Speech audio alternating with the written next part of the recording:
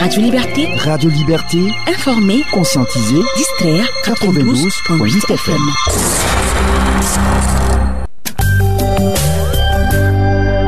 La grande édition du journal. Présentation d'Asmani Nyangani.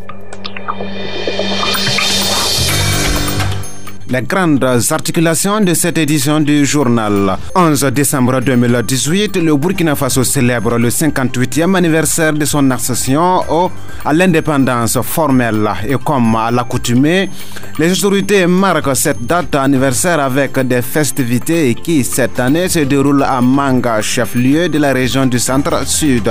Nous serons en contact avec notre reporter en début de journal. Également, dans son message à la nation depuis la ville de Manga, le président du Faso Rock, Christian Kaboré, annonce qu'il veillera à ce que l'accès de tous les enfants à l'école soit assuré sur l'ensemble du territoire national, ce malgré les perturbations du fait des menaces terroristes.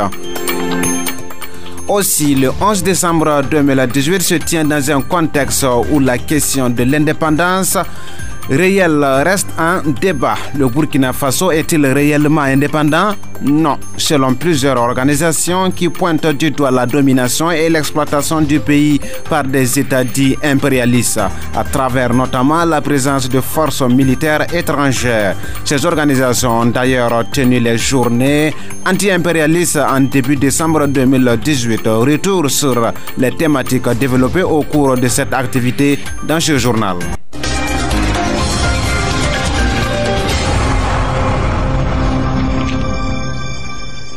Mesdames, Messieurs, merci d'être à ce rendez-vous avec l'actualité sur Radio Liberté. Le Burkina Faso célèbre ce mardi 11 décembre 2018 le 58e anniversaire de son ascension à l'indépendance.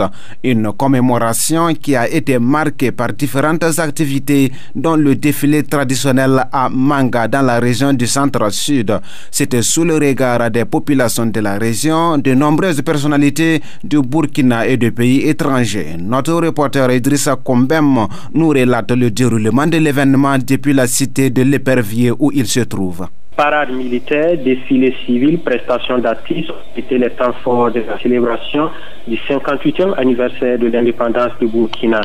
C'est dans une ambiance bon enfant que les populations de la ville de Manga sont sorties pour assister à ces différentes activités. Il y avait une forte représentation de la population à travers les défilés des différentes couches et secteurs d'activité. Du côté des autorités de la région, tous y étaient présents. On notait la présence des hauts commissaires des différentes provinces de la région du centre-sud, des chefs coutumiers et religieux. Il y avait également une forte mobilisation des autorités politiques nationales, le président du Faso, le premier ministre et son gouvernement, le président de l'Assemblée, également le chef de file de l'opposition politique. À noter également la présence effective du pays invité de la Côte d'Ivoire, qui est venu avec un bataillon avec à sa tête son ministre de la Défense Ahmed Bakayoko pour participer au défilé militaire. La cérémonie a pris fin et c'est ce soir à partir de 20h que le flambeau sera passé à la région du centre-est pour l'organisation du 59e anniversaire prévu en 2019 à Tinkodogo.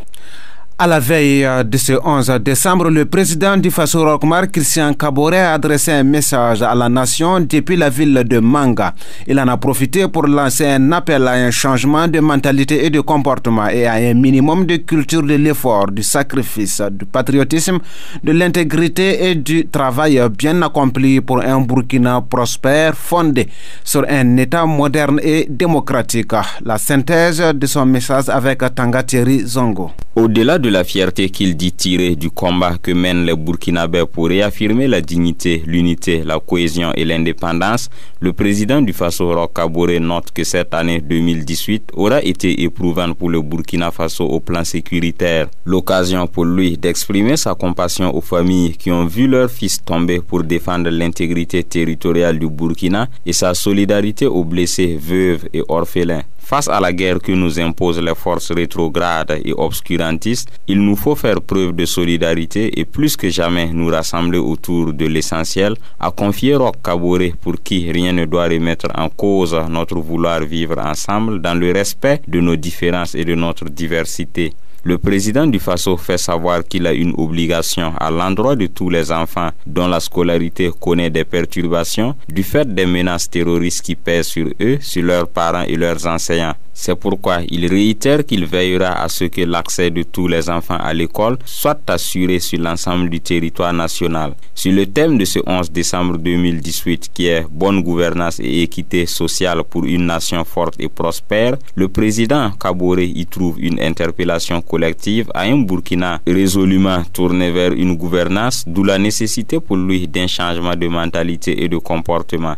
Reconnaissant que des défis restent à relever pour être en phase avec le besoin légitime de justice sociale et de transparence du peuple, le chef de l'État dit engager le gouvernement, les organisations de la société civile et chaque Burkinabé à assurer chacun sa part de responsabilité pour faire de la bonne gouvernance et de l'équité des réalités concrètes au plan politique, administratif et économique. Convaincu qu'aucune nation ne peut prospérer dans le désordre, l'incivisme et la corruption, le président du Faso, Roch Kaboré, appelle à un minimum de culture de l'effort, du sacrifice, du patriotisme, de l'intégrité et du travail bien accompli pour un Burkina prospère, fondé sur un État moderne et démocratique.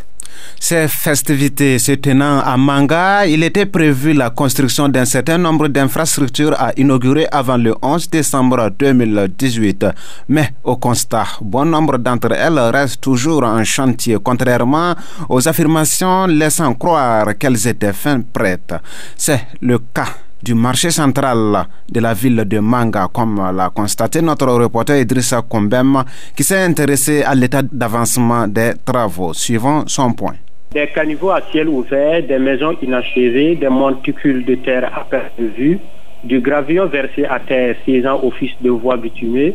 Le constat est amer et triste en ce qui concerne les infrastructures du 11 décembre à Manga. De la cité des forces vives à l'ère du défilé, en passant par la salle polyvalente, la place de la Nation et les voiries, rien n'a été complètement livré jusqu'à ce jour. La salle polyvalente, quant à elle, reste sans fenêtre à quelques niveaux, avec à l'intérieur couvert à moitié avec des pavés déposés à la hâte. La place de la Nation reste quant à elle à moitié clôturée, et avec à l'intérieur de la terre rouge et une partie couverte de pavés déposés sans fermeture des joints. La voirie, quant à elle, laisse à désirer avec des tas de gravillons versés sur la terre rouge, dégageant une poussière blanchâtre à quelques endroits. À cela s'ajoute le manque de lampadaires et de commodités telles que les panneaux de signalisation et autres pour permettre la fluidité de la circulation. La cité des forces vives, en dépit de sa distance d'environ 10 km de la ville, est toujours un vaste chantier avec des maisons qui sont à tous les stades. Stade de fondation, stade moyen et stade de finition. À noter que certains ont même abandonné leur construction. Mais le comble, c'est le marché central de Manga. À ce niveau, il faut noter qu'il n'y a véritablement rien. À signaler que les autorités ont déguerpi les commerçants qui y étaient pour le reconstruire. Mais à ce jour, rien. À l'intérieur du marché, ce sont des hangars de fortune, des tas de pavés et d'ordures que nous avons pu apercevoir. Absolument rien encore. Selon un responsable de l'entreprise que nous avons pu avoir à ce lieu, il faut attendre toujours d'ici à 1 ou 2 mois pour voir l'infrastructure achevée. C'est d'ailleurs le vœu de bon nombre de citoyens de la ville de Manga qui souhaitent voir les infrastructures achevées après la fête du 11 décembre. À noter qu'à l'occasion de ce 58e anniversaire, l'État a consenti plus de 25 milliards de francs CFA pour la réalisation des infrastructures dans la région du Centre-Sud, selon le secrétariat permanent du 11 décembre. Au cours de l'émission Parole aux auditeurs de Radio Liberté, ce 11 décembre 2018, nombre de nos auditeurs se sont prononcés sur cette célébration de l'indépendance. Écoutons leurs réactions. On nous parle de l'incivisme de gauche à droite, mais on nous parle de l'esprit patriotique, mais quand vous rentrez en ville, il n'y a aucun drapeau. Le pays même n'est pas magnifié. C'est des gens qui se retrouvent entre eux pour fêter parce qu'ils ont envie de fêter. En fait, les pauvres ne sont pas concernés, quoi. Les dépendances au Burkina, c'est un certain nombre de personnes qui sont concernées. Ce que nous fêtons aujourd'hui, c'est vraiment des indépendances formelles. Tout le monde voit les accords qu'il y a entre le Burkina et les colons français. Également, au niveau économique, nous avons notre monnaie qui est fabriquée en France. On ne peut pas dire qu'on est indépendant pendant que notre portefeuille avec quelqu'un d'autre n'est pas de l'indépendance. Également, au niveau scientifique, culturel également, nous voyons que notre système éducatif est vraiment copié-collé du système français. Le Burkina Faso est un pays néocolonial agricole et arriéré. Vous prenez un pays où pratiquement le territoire est occupé par les bases militaires étrangères, notamment françaises et américaines. Et dans ce pays, on parle d'indépendance. Vous prenez également notre or. On n'a qu'à peine 10% de notre or. Et au même moment, on parle d'indépendance. Vous-même, vous prenez le choix de développement de nos différents pays, notamment le Burkina Faso. Vous voyez que c'est le FMI et la Banque mondiale qui dictent ces choix de développement-là. Tout récemment, vous avez vu, quand il y a eu l'insurrection des 30 et 31 octobre, c'est l'armée française qui est venue exfiltrer Blaise Compaoré pour aller le déposer en Côte d'Ivoire. Et dans ces conditions, on s'assoit, on dit qu'on est indépendant.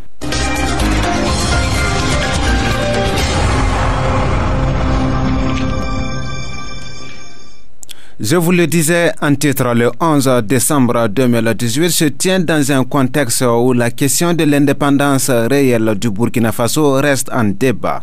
À cet effet, plusieurs organisations, dont l'ODJ et le Mouvement burkinabé des droits de l'homme et des peuples MBDHP, ont tenu des journées anti-impérialistes en début décembre 2018 pour, disent-elles, dénoncer les actions de l'impérialisme sur le continent africain. L'activité avait été marquée par un panel avec pour thème contre les menées impérialistes et pour la liberté, la démocratie et le progrès social véritable en Afrique. Le premier panéliste a répondu à la question que cherchent les puissances impérialistes en Afrique. Le secrétaire général du MBDHP, Ali Sanou, puisque c'est de lui il s'agit, a répondu que ces puissances sont présentes pour des raisons d'ordre économique, politique et diplomatique et visent à maintenir le continent dans une aliénation culturelle et scientifique. Nous vous proposons la synthèse de sa communication. D'entrée de jeu, Ali Sanou note que la situation internationale reste marquée par une crise qui se caractérise par l'aggravation des rivalités entre les puissances impérialistes pour le repartage du monde. Le continent africain n'est pas à l'abri des convoitises de ces puissances qui, selon le panéliste, rivalisent d'ardeur dans l'organisation de sommets tels France-Afrique, Union européenne-Afrique, États-Unis-Afrique, Chine-Afrique, Inde-Afrique, sous prétexte de vouloir nouer des partenariats privilégiés avec le continent. En plus de ces sommets, c'est le déploiement des forces militaires étrangères, notamment françaises et américaines en Afrique, qu'ils pointent du doigt. Pour preuve, à l'instar de nombre de pays africains, le Burkina Faso a sur son sol une base militaire française et un centre d'écoute américain. Ce qui fait dire aux panélistes que c'est la course à l'occupation militaire du continent sur fond de rivalité qui est enclenchée. Mais que cherchent ces puissances en Afrique? Pour le secrétaire général du MBDHP, ces raisons sont d'ordre économique, politique et diplomatique et visent à maintenir le continent dans une aliénation culturelle et scientifique. Économiquement, il note que le continent dispose de ressources naturelles gigantesques. Et sur le plan politique et diplomatique, Ali Sanou estime que la France tire l'essentiel de son influence dans le monde de sa présence en Afrique, à travers notamment ses interventions militaires intempestives. Sur le plan scientifique et culturel, le panéliste relève qu'au nom de la libre circulation des idées, il se déploie à travers des médias occidentaux, dans les universités, au cinéma, un modèle culturel bien précis qui véhicule des dogmes politiques, des conceptions économiques et des valeurs sociales élaborées pour servir les intérêts de la puissance dominante. Les accords de partenariat et de coopération entre anciennes métropoles et pays africains sur le plan économique, militaire, monétaire, financier et commercial sont ainsi pour lui l'expression de la domination et l'exploitation impérialiste des pays africains. La domination politique, elle, se révèle également, selon Ali Sanou, à travers la remise en cause des souverainetés nationales et populaires des pays africains au point que les peuples n'ont pas le choix souverain de la nature du régime politique qu'ils entendent instituer. Cette ampleur de la domination et de l'exploitation pour lui constitue un véritable obstacle au progrès économique et social des pays africains. C'est pourquoi il trouve justifié le combat pour la libération nationale des pays et des peuples africains et appelle à l'action pour des changements révolutionnaires. Le deuxième panéliste, Moussa Diallo, secrétaire confédéral chargé du suivi de la législation du travail et des normes sociales de la Confédération générale du travail du Burkina CGTB, s'est penché sur le thème « Quelles conséquences de la domination et l'exploitation impérialiste et quelles perspectives pour un véritable progrès social et économique des pays africains ?» Yvonne Nanema nous synthétise la teneur de son intervention. La domination et l'exploitation impérialistes ne sont-elles pas le principal obstacle à l'indépendance et au progrès social et économique véritable des pays africains? La réponse à cette interrogation est affirmative selon le secrétaire confédéral chargé du suivi de la législation du travail et des normes sociales de la Confédération générale du travail du Burkina CGTB, Moussa Diallo. Dans sa communication, le syndicaliste relève que la conséquence de cette domination impérialiste se situe visiblement à 2 niveaux. La première marque de cette domination, selon lui, est la confiscation de l'indépendance véritable des pays africains qui se voient dicter dans leur politique de développement par des institutions financières impérialistes telles que la Banque mondiale et le FMI, et aussi avec des chefs d'État qui se comportent en véritables valets locaux de l'impérialisme international. La deuxième conséquence visible selon le syndicaliste est le blocage du progrès social et économique véritable des pays africains, matérialisé en outre par l'imposition de mesures d'austérité comme le programme d'ajustement structurel, le pillage des ressources naturelles, l'adoption de codes miniers flexibles et attractifs. Tous ces faits, selon Moussa Diallo, ont pour conséquence la misère des masses populaires, le chômage et autres maux sociaux comme la consommation d'alcool frelaté, de stupéfiants et la prostitution. Face donc à cette situation, que faut-il faire? S'interroge le panéliste. Il souligne d'entrée de jeu que face à ces menées impérialistes, les peuples africains ne sont pas inactifs et multiplient de nombreuses formes de lutte. Il déplore cependant le fait que la plupart de ces luttes n'ont pas conduit à de véritables changements du fait qu'elles n'ont pas été organisées autour des partis d'avant-garde de la classe ouvrière, estime-t-il. C'est pourquoi, selon le syndicaliste, il est impérieux d'organiser les masses populaires pour une véritable lutte de libération nationale des pays africains. Une lutte qui devrait être organisée et menée sur le front politique et économique pour l'avènement d'une révolution nationale et démocratique afin de pouvoir prendre des mesures courageuses pour réformer l'économie à travers la nationalisation des secteurs stratégiques de l'économie, la relecture des codes des investissements et miniers et l'arrêt des politiques néolibérales par le FMI et la Banque mondiale.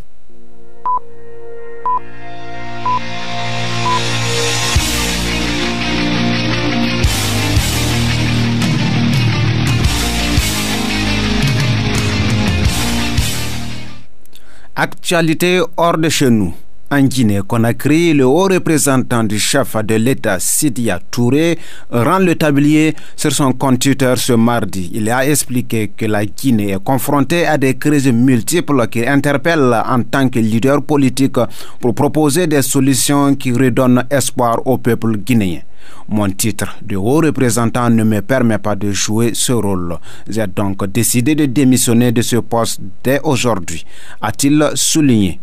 En République démocratique du Congo, une attaque attribuée au groupe armé d'origine ougandaise ADF a fait 9 morts dans la nuit de lundi à mardi dans l'est du pays, a rapporté des sources civiles et militaires à l'agence France Presse. Selon l'administrateur de Beni, dans le nord de la province du Nord Kivu, les auteurs de ces actes ont fait incursion dans la nuit du lundi à Oicha et ont pillé et emporté des animaux de la basse-cour. Ce bilan a été confirmé par un porte-parole militaire. Les forces armées centrafricaines FACA ont reçu de la France 1400 fusils d'assaut des Kalachnikov de type AK-47 et 3 embarcations amphibes. C'était au cours d'une cérémonie sur la base de Mpoko ce mardi à Bangui en présence de la ministre française des Armées Florence Parly. Selon les donateurs, cet équipement doit aider à reprendre le contrôle du territoire centrafricain en conflit depuis 2012 et en grande partie sous le contrôle des groupes armés. En France, l'augmentation du SMIC de 100 € en 2019, la suppression des impôts en charge pour les heures supplémentaires dès 2019 sont entre autres mesures sociales annoncées ce lundi par Emmanuel Macron, le président français, face au mouvement des Gilets jaunes. En réaction, le secrétaire général de la CGT France, Philippe Martinez, explique que le président Macron n'a rien compris ou ne veut rien comprendre de la colère qui s'exprime. Pour lui, la hausse de 100 € mensuels au niveau du SMIC est très loin de ce que les travailleurs demandent, en ce sens que la CGT revendique un SMIC de 1800 € alors qu'il était à moins de 1500 €. Des hommes politiques à droite comme à gauche ont également exprimé leur insatisfaction, appelant à une nouvelle journée de manifestation. Une motion de censure a même été déposée contre le gouvernement de Édouard Philippe par des députés de la gauche. Et c'est tout pour cette session d'information sur Radio Liberté. Jonah Sanogo a assuré la partie technique. Bonne suite de programme sur la 92.8 FM.